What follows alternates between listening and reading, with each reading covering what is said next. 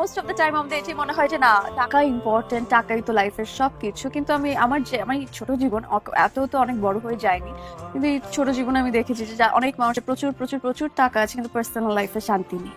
তো আমার কাছে মনে হয় যে তুমি যখন তোমার কম টাকা থাকুক, কিন্তু দিন শেষে তুমি যখন বাড়িতে গিয়ে তোমার প্রিয় মানুষের সাথে শান্তিতে ঘুম দিতে পারবে, আমার মনে হয় তুমি টাকা দিয়ে কিনতে পারবে না। তো শান্তিটা ইম্পর্টেন্ট।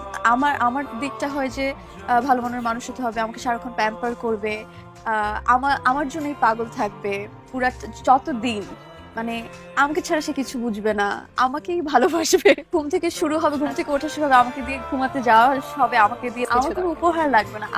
আমার কাছে মনে হয় জীবনে সময়টা খুব ইম্পর্টেন্ট। সে যদি আমাকে সময় দেয়, ওটাই আমার কাছে অনেক বড় উপহার। আচ্ছা, এই যে আপনাকে প্যাম্পার করা সারাক্ষণ বা আপনার সঙ্গে থাকা, সময় দেয়া, একটা সময় গিয়ে এই জিনিসটা আপনার কাছে অনেক বিরক্তিকর হয়ে উঠবে না? যে সব একদম বিরক্তিকর হয়ে ওঠে না, টু বি অনেস্ট। যখন তুমি ওই মানুষটাকে অনেক ভালোবাসবে এবং তুমি বন্ধু বানিয়ে ফেলবে, তো আমার কাছে মনে হয় যে তখন তুমি গেলেই মিস করবে যে ও আরেকটু কেন পেলাম না।